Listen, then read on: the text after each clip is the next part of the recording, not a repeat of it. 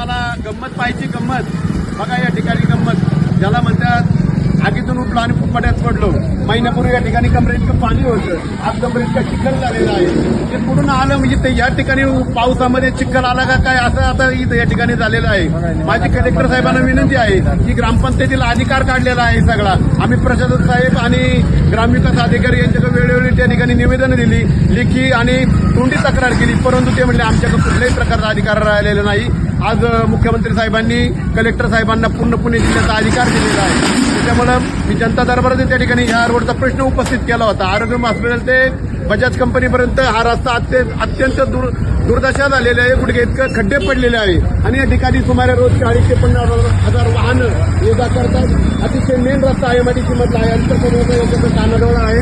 प्रशासनाने या रस्त्याला पानं पुसलेली आहे अक्षरशः. त्यामुळे माझं कलेक्टर साहेबांना विनंती आहे की येणाऱ्या तुम्ही 31 तारखेच्या आतमध्ये तुमचा जर तुम्ही शब्द पाळला आणि हा रस्ता जर तुम्ही दुरुस्त केला, याचे खड्डे बुजवले तर आम्ही या ठिकाणी शांत बसू. अन्यथा या ठिकाणी आता नागरिक तापलेला आहे. या ठिकाणी 2 ते 3 दिवसामध्ये जर खड्डे नाही बुजवले तर हजारो नागरिक रस्त्यावर उतरून रस्ता रोको आणि आंदोलन करणार आहे. मी प्रशासनाला पुन्हा एकदा विनंती करतो की तुम्ही सर्वसामान्यांच्या रोषाला सामोरे जाऊ नका. आता जनता तापलेली आहे, त्याच्यामुळं कुणी आता थांबणार नाही. आता थांबली आजपर्यंत तुमची 31 तारीखपर्यंत थांबणार आहे. आज तारीख आहे 28, अजून 3 दिवस थांबतील आणि 1 तारखेला या ठिकाणी रस्ता रोखो होणार म्हणजे होणार अशी माझी प्रशासनाला जाहीर या ठिकाणी मी त्यांना विनंती करतो आणि या रस्त्याचं काम लवकरात करा अशी मी मागणी करतो.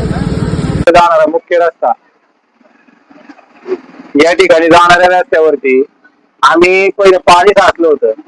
अक्षरशः या रस्त्याच्या खाली सिमेंट काँक्रीट असताना इथं आम्ही ग्रामपंचायत मध्ये गेलो, त्या ठिकाणी मुरुम टाकायला सांगितला. त्या मुरुम टाकायच्या ऐवजी या ग्रामपंचायतने अक्षरशः माती आणून टाकली.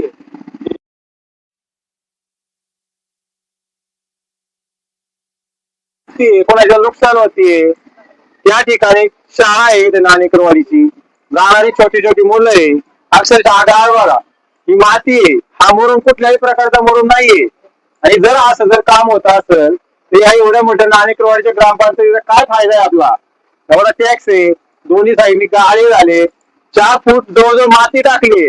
कुठल्याही प्रकारचं व्यवस्थित नियोजनच नाहीये. आणि आम्हाला सांगतात की मुरुम टाकलाय. हा मुरुम नाही, अक्षरशः माती आणून टाकली. नसेल तर याची शहानिशा करून त्यांनी चेक करावा की कुठलाही इंजिनियर आणा आणि सांगा हा मुरुम आहे. जर मुरुम असेल तर आम्ही स्वखर्चाने हा रस्ता करून देऊ.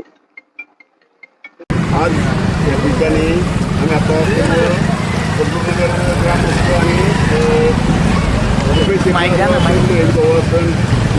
सर्व या ठिकाणी 2 तास झालं ट्रॅफिक काढतोय. एवढी ट्रॅफिक झाली होती, शेकडो वाहनाचा एक करतात या रस्त्यावरती. या रस्त्यावरती पहिला रस्ता होता, एवढं पाणी होतं.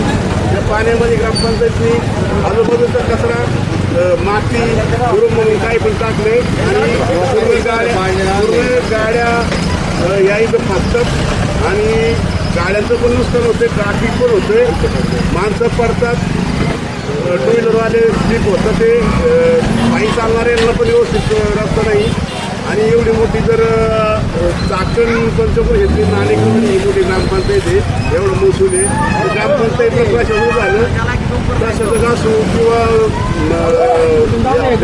ग्रामसेवक असो, त्यांना काय अधिकार नाही म्हणतात. ते काय मानलं गेलो ग्रामपंचायतमध्ये की आमच्याकडे काय अधिकार नाही. लोकांची सुविधा करण्यासाठी अधिकार नाही. मग तुम्ही ग्रामपंचायत ग्रामपंचायत आले लावा ना. म्हणजे काय लोकांची जर असुविधा करीत असेल तर तुमचा फायदा काय आम्हाला ग्रामस्थांना. हे जर 2 दिवसात जर हा गाळ चिखल जर काढून हे जर व्यवस्थित रस्ता केला नाही तर आम्ही 2 दिवसात तुमचं उपोषण आणि रस्ता रोको करणार आहे. सर्व ग्रामस्थ आणि 1 नंबरवासी आमचे लोक